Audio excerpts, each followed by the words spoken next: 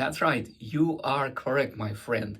This is a gross exaggeration. However, the YouTube and the social media is full of such claims. When people unashamedly come and claim that they look 30, 40 years younger, or they really are 40 years younger because they avoid these 5 foods, or they do these 3 things, or if you follow their formula in 30 days, you're going to turn the clock back at least 5 years. And to a certain extent, I think it's understandable, because what they capitalize on is our fear of getting old and of dying. We all have that fear, whether we acknowledge it or not.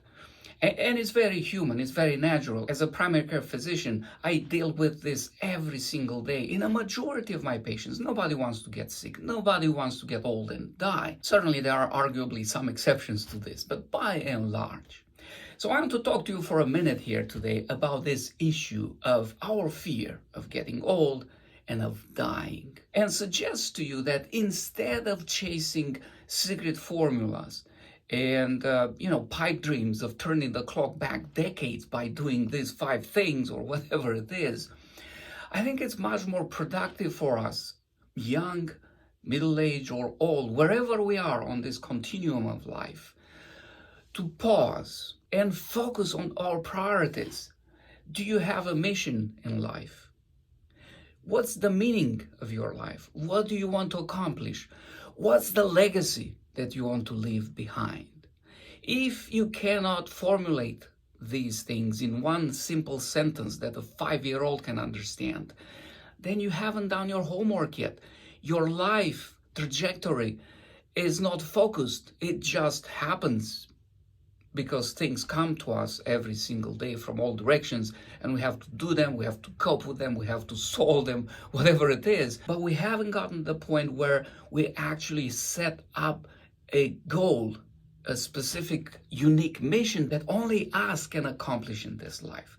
So please, every morning, spend a few minutes and think about what's your mission that day, that week, that month, that year, and throughout your life.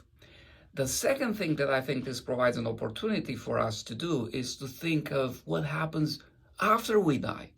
Certainly, there will be people, we hope, after we die, and society and culture and everything that humanity brings, good and bad. However, for us as individuals, there is an end, there's a hard stop. So we have to solve, to our own satisfaction, the question of what happens after that stop happens here. Again, I'm surprised when I talk to my patients about this issue. When they have their annual visits, I ask them, so what do you think happens after we die?